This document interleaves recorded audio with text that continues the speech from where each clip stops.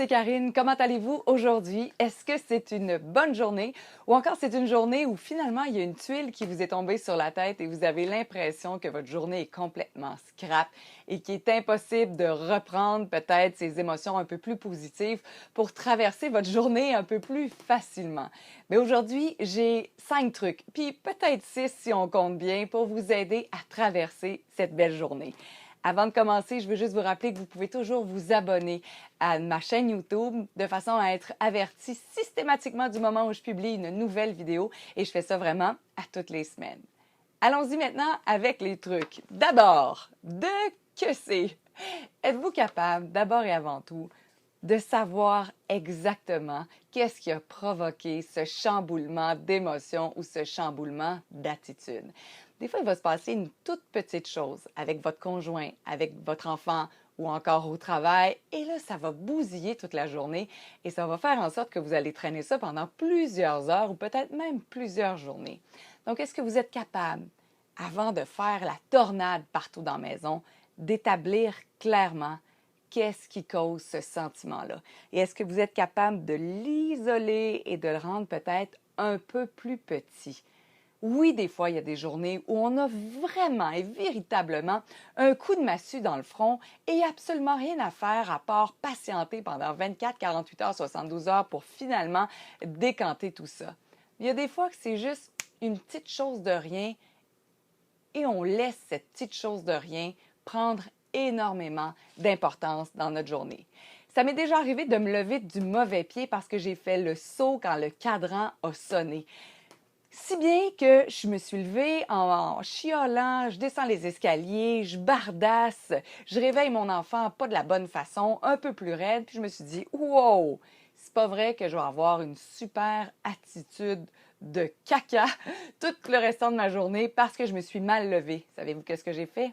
Je suis retournée me coucher, j'ai remis le cadran, j'ai fermé les yeux, j'ai attendu que le cadran sonne et je me suis permis et donné le droit de recommencer ma journée avec un peu plus d'enthousiasme et d'énergie.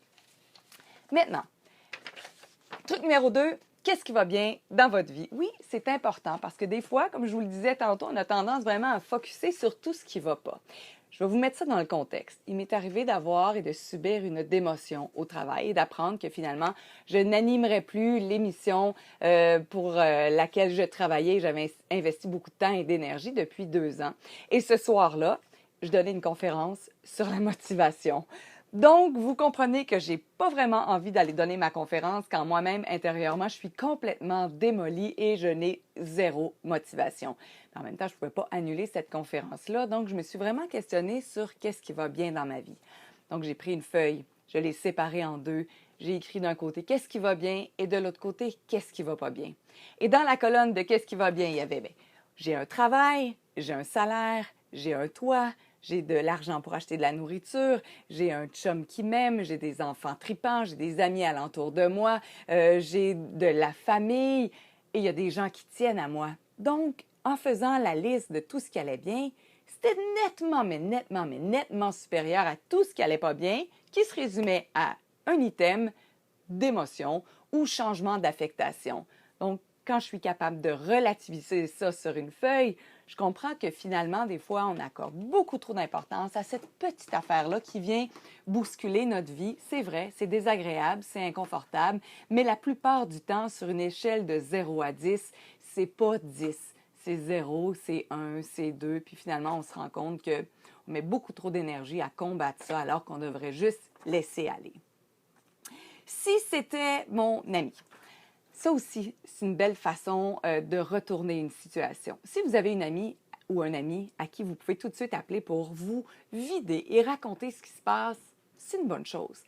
Si jamais vous êtes coincé dans un milieu où vous ne pouvez pas discuter avec personne, j'aime ça, moi, juste dans ma tête, me poser la question, si c'était ma meilleure amie ou mon meilleur ami ou mon mari qui me racontait cette situation-là, qu'est-ce que je dirais et qu'est-ce que je ferais? Et vous allez voir à quel point on a beaucoup plus d'empathie, de générosité et de patience envers les histoires de nos amis, plus qu'envers notre propre histoire, alors que nous sommes la personne la plus importante de notre vie. Alors, si vous êtes capable de vous dire, OK, si ma meilleure amie me disait qu'elle a subi une démotion ou un changement d'affectation et elle est extrêmement triste, qu'est-ce que je lui dirais? je dirais, ben c'est pas grave, tu peux regarder ailleurs, tu peux travailler autrement, voici ce qui pourrait se passer, mais tu as encore un salaire. Et là, on pourrait avoir cette discussion-là juste pour peut-être dénouer le nœud qui est à l'intérieur de soi. Donc, que diriez-vous à votre meilleure amie si c'était une situation, et la même situation qui se produisait pour elle? Et si tout ça ne fonctionne pas, ça, c'est le truc ultime. Je vais écouter de la musique que j'aime. Je vais écouter un podcast qui va m'encourager, qui va me faire du bien à l'âme. Je vais faire de la lecture de blog. Je vais regarder des vidéos de motivation. Et j'essaie vraiment, mais vraiment, avec application, d'essayer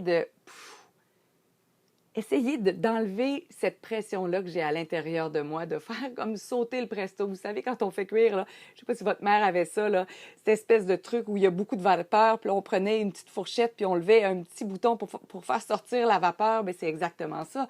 Donc, moi, en écoutant des podcasts, de la musique dynamique, où j'ai envie de chanter, où j'ai envie de danser dans la voiture ou dans la maison, ou encore lire, écrire, bien ça aide.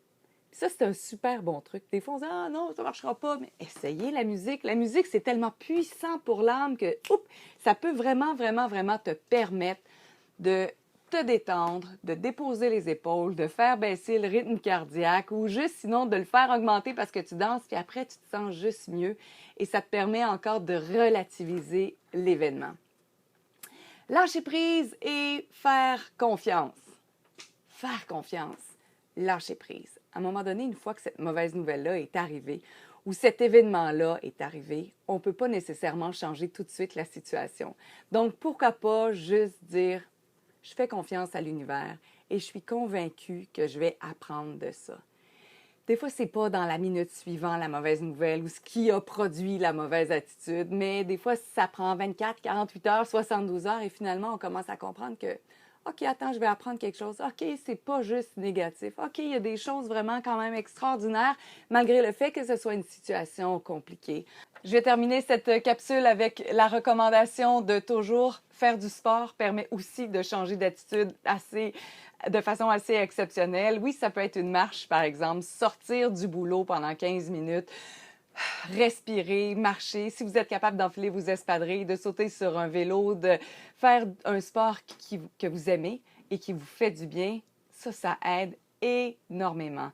Bref, le plus important, c'est de ne pas rester coincé avec cette émotion-là parce que l'attitude, c'est vraiment la seule chose ou à peu près qu'on ne peut pas enlever à l'humain. L'attitude, c'est à l'intérieur de nous. C'est nous qui allons générer cette attitude positive. Il y a une seule personne responsable de votre attitude et c'est vous-même. Alors, j'espère que vous allez faire des efforts pour changer d'attitude ou aider une personne à changer d'attitude si jamais il y a quelque chose qui ne fonctionne pas. C'est normal, mais ça ne devrait pas empoisonner votre journée ou votre éternité. Merci beaucoup d'avoir été avec nous. Si vous avez envie de me laisser des commentaires pour me dire quels sont vos trucs pour changer d'attitude, j'aimerais beaucoup vous lire parce que je trouve ça vraiment très inspirant et on va se retrouver la semaine prochaine.